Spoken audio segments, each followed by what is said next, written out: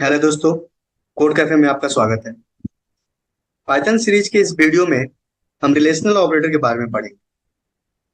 Video start करने से पहले मैं अपने व्यूअर से एक रिक्वेस्ट करना चाहूंगा कि प्लीज सब्सक्राइब माय चैनल, क्योंकि सब्सक्राइबर बहुत जरूरी है। आइए जानते हैं रिलेशनल ऑपरेटर के बारे में।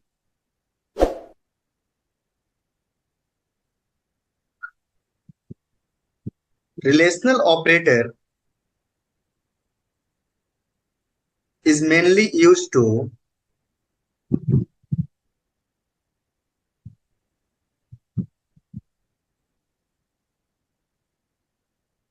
Comparison.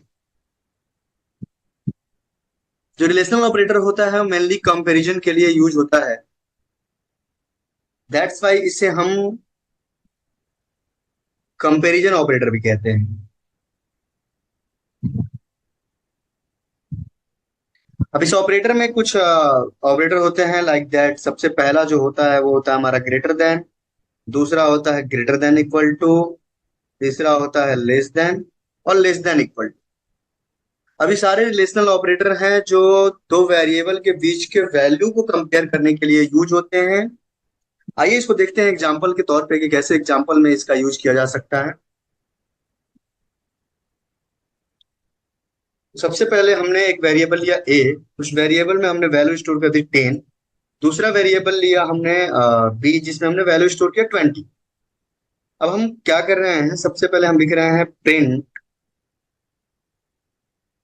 A is greater than B is comma A greater than B. हम इसमें चेक कर रहे हैं कि जो ए है वो बी से बड़ा है कि नहीं।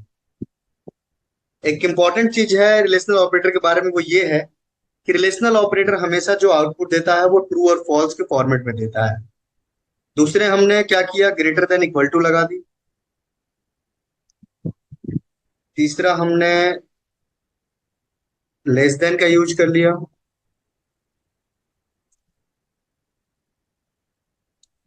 चौथा हमने लेस देन इक्वल टू का यूज कर लिया।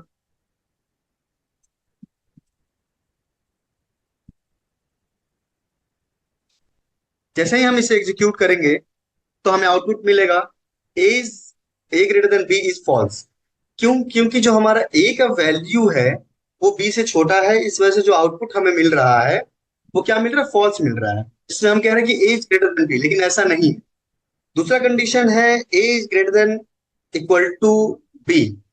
कंडीशन में ऐसा होगा कि या तो ग्रेटर देन या तो इक्वल टू, इन दोनों में से कोई कंडीशन अगर ट्रू होता है तभी आउटपुट ट्रू मिलेगा। अगर दोनों कंडीशन फॉल्स होते हैं तो आउटपुट हमें क्या मिलेगा, फॉल्स मिलेगा। तो इसमें हम देख रहे हैं कि ए जो है, ना ही ए जो है वो बी से बड़ा है और ना ही ए जो है वो बी के बराबर है। इस वजह से हमें आउटपुट जो मिल रहा है वो क्या मिल रहा है, फॉल्स मिल रहा है। तीसरा कंडीशन देख रहे हैं कि A is less than B. Yes, this condition is true. क्यों? क्योंकि जो ए है वो बी से छोटा है, इस वजह से आउटपुट जो हमें मिल रहा है वो ट्रू मिल रहा है। चौथा कंडीशन हम देख रहे हैं कि A is less than equal to B is true because the one condition is true, जो ए है वो बी से छोटा है। अब अगर हम यहाँ पे दोनों वैल्यू को बराबर कर देते हैं तो हमें आउटपुट इक्वल टू वाले में क्या आउटपुट मिलेगा, ट्रू मिल जाएगा। इसमें भी इक्वल टू वाले में क्या आउटपुट मिल जाएगा, ट्रू मिल जाएगा। क्योंकि हमने कहा था कि कोई भी एक condition greater than equal to में से या तो ग्रेटर देन हो या तो इक्वल हो, तो आउटपुट हमें क्या मिल जाएगा, ट्रू मिल जाएगा। तो ये था हमारा रिलेशनल ऑपरेटर के बारे में।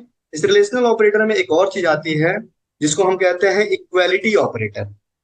इक्वालिटी ऑपरेटर जो होता है वो मेनली दो वेरिएबल के जो वैल्यू होते हैं उनके बीच में इक्वालिटी चेक करने के लिए यूज होता है।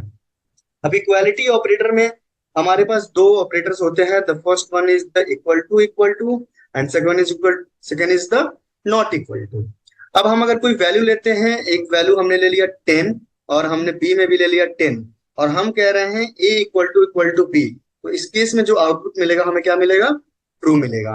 लेकिन इसी केस में हम अगर कह देते हैं, हमने ले लिया ए इक्वल टू 10 और बी इक्वल टू भी 10 ले लिया, और मैं कह रहा हूँ ए नॉट इक्वल टू बी, तो ये कंडीशन क्या हो जाएगा, ये कंडीशन हमारा जो है वो फॉल्स, ये कंडीशन जो है हमारा फॉल्स हो जाएगा। वो इसलिए फॉल्स हो जाएगा क्योंकि ये दोनों वैल्यू आपस में क्या है, इक्वल है, लेकिन हम कह रहे हैं कि नॉट इक्वल है। तो this are the equality operator जो रिलेशनल ऑपरेटर के ही अंदर आते हैं। तो देखते हैं इन दो वैल्यू वैल्यू को। हमने ए में ले लिया है 30, और बी में भी हमने ले लिया 30, और हम प्रिंट करा रहे हैं हम कि जो यहाँ पर से दोनों वैल्यू बराबर हैं कि नहीं है। तो A equal to B is, comma A equal to B, और इसको कॉपी करके